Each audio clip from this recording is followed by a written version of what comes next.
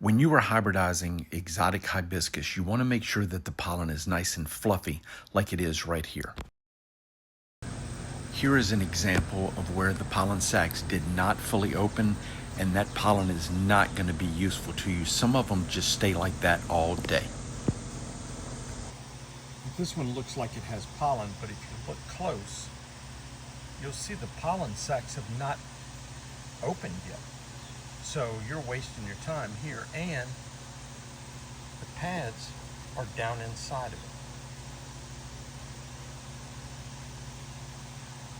So we can get to the pads, but the pollen is a no-go for right now. We have to wait until it opens. Here's a great shot as the pollen sacs are starting to open, so you can see they're starting to get fluffy. Here's another example where they're starting to open up. All of these pollen sacs are open and they are absolutely ready to use. This is the prime time you want to do it. That is usually at about 10 o'clock in the morning.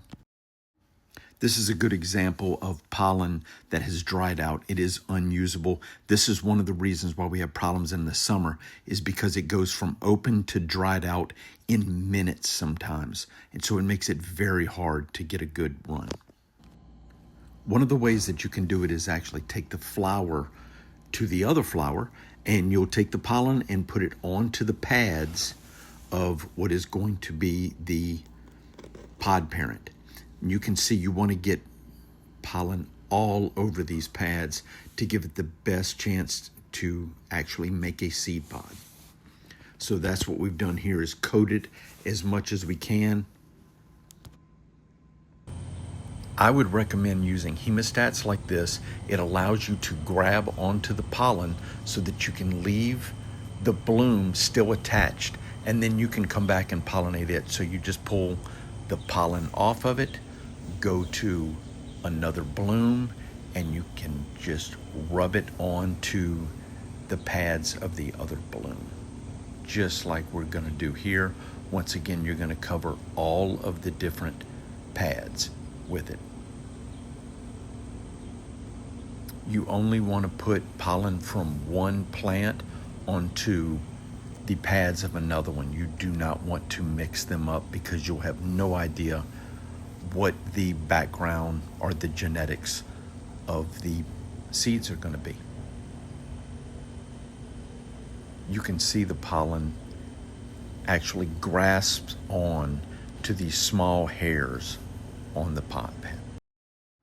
Here is a close-up of the pollen on the pads.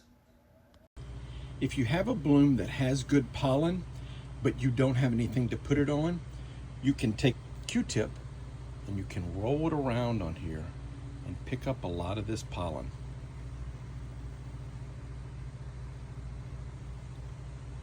Just like this. And then you can take the Q-tip and put it inside of a Ziploc bag and put it in your crisper in the refrigerator. And you can hold that pollen for a couple extra days that way.